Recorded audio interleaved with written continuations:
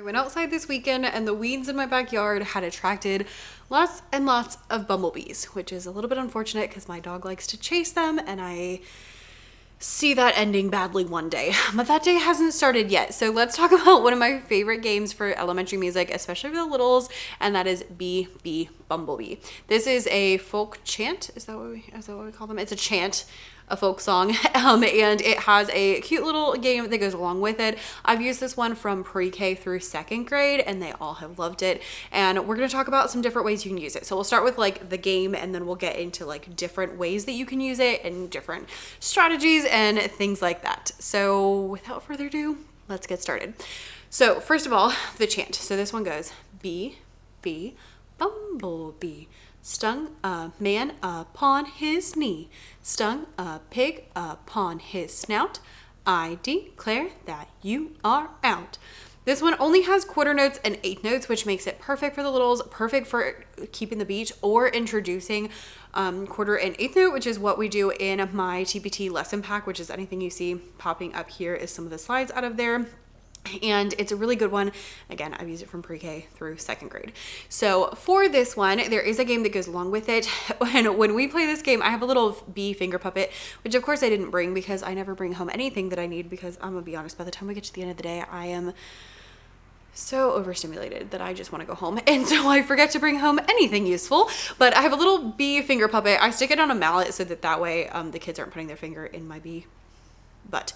Anyway, his name is Rimsky, as in Rimsky-Korsakov, Flight to the Bumblebee. And so for this game, the kids sit in a circle. I tell them, you are now transformed into a garden full of flowers. Every one of you is a flower. And one person is going to be the beekeeper. And the beekeeper takes Rimsky and lets Rimsky pollinate all the flowers, which to the older kids, with the little kids, I just say tap all the flowers. And so he pollinates all the flowers. He goes to each of the flowers to get the pollen so that he can pollinate the garden and, you know, help us to grow beautiful flowers. And so Rimsky, the person who's holding the bee on the little mallet stick, I'll pop a picture up here. They go around the circle and they tap on the back or the shoulder of each of our flowers to the beat while we say the chant, and then whoever it lands on typically would be out, but I usually just let that person be the new beekeeper because, you know, sometimes we play for outs and sometimes we don't, and this is one I just usually don't because I can't deal with it. So that's the game. Now, to make it more interesting with the older kids, because I have used this with the older kids, especially my second graders, I work at a STEAM school, so every grade has their own like project that they work on all year.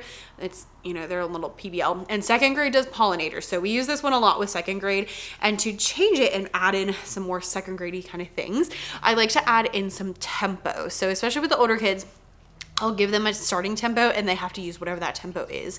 So, you know, I might give them a fast tempo and then a slow tempo, and then afterwards I'll ask them what tempo it was. And then that way we're, you know, making it a little more interesting. We're adding in some music vocabulary and we're changing it up a little bit so that they get used to it. And then that way I can use it with my second graders. We can learn tempo, we can talk about bees, and it works out really, really well.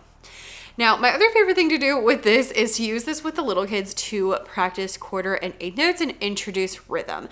So if we're introducing rhythm, then typically how I'll do this is I will start by having them keep the beat. And then after quite a few times of keeping the beat, we'll like tap the hearts on the screen or tap the hearts on like a heartbeat chart. And then after that, we'll start kind of like talking about the way the words go. So we'll do like, okay, Bee Bumblebee, and I'll look at just one line at a time and ask them, okay, how many times are we clapping on bee? Okay, what about bumble? And so we can kind of start talking about the differences with that. And then to go along with the bees, I like to use the word bee and the word honey to be different rhythms before we teach them ta and titi. And so we'll clap out some different rhythms and make different rhythms with the words honey and the word bee. And so I'll put some on the board and I'll have the kids come up with them and we'll do lots of different clapping. And then after a few times of doing these things, then we'll be like, okay, so we have bee, and it was how many sounds? They're like, oh, just one. I'm like, okay, you know, and that's going to be our quarter note. Here's what a quarter note looks like. When we see it, we're going to call it ta. What about honey? How many times have I been clapping on that? Oh, 2. So that's going to be TT, and we're going to call it honey. And then, you know, this is what a TT looks like. These are what eighth notes look like. And then we'll practice reading the rhythm, and then we'll always read the rhythm with the song as well. And I'll have them like tap the rhythms. I'll have them clap the rhythms while they look, so that way they get used to lots of different activities. And then you could even take, you know, Bee and Honey and have them create all sorts of different rhythms with just those words.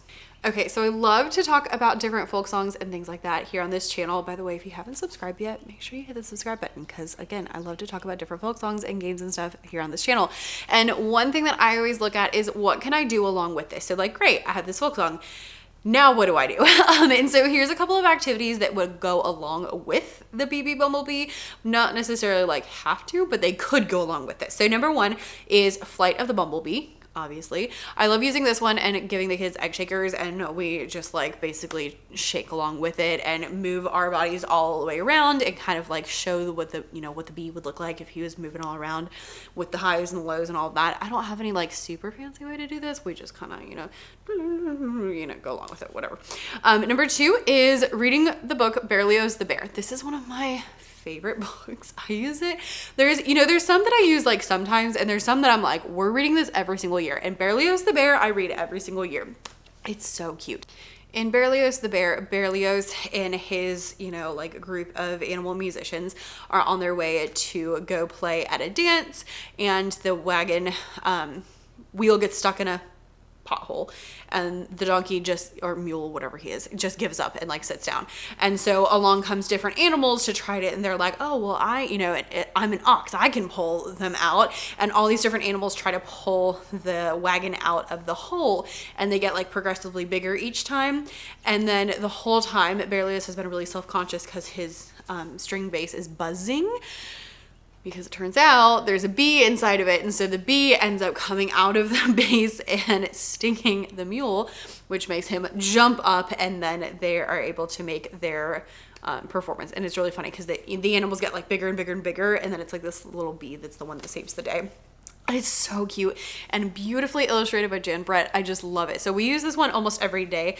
And then at the end, you can see this music on the music stand is Flight of the Bumblebee is what they're playing. So I love doing that. And then I'll be like, oh my gosh, look, they're playing Flight of the Bumblebee. Let's listen to Flight of the Bumblebee, and then we can play along with that.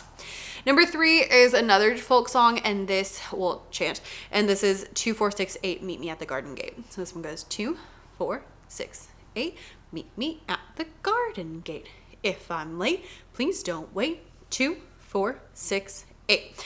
I'll leave a link down below to a video I have about this one, so that way you can see like all the different things we can do with that. But really quickly, this one has a hand clapping game. So the traditional one is just 2, 4, 6, 8, meet me at the garden gate, and it gets really boring for anyone who's, you know, older than 5. So pre-K, great. Kindergarten, great. Once they get into like upper kindergarten, like almost first graders, first grade, second grade, not gonna happen. So instead, what I usually do with this is we'll go 2, 4, 6, 8. Then we clap the rhythm, meet me at the garden gate. Then they circle around and switch places with their partner. If I'm late, please don't wait. And then go back to 2, 4, 6, 8. And it makes it more interesting. You could even do this in a circle, so that way when they switch places, then they end up with a new partner. Once they turn around, they can turn around every time. And so that is just, you know, a fun way to add a little bit more interest to a chant that we've already got going on. So there's a couple of things that I like to do with Bee Bumblebee, and a couple different things. I will link down below the things I talked about, as well as the lesson pack that goes with Bee Bumblebee if you would like some extras.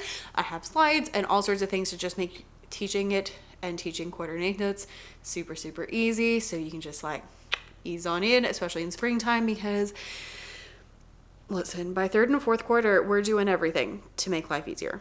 Okay. So go forth and have fun with your new bee chant. I'll see you in the next one. Bye.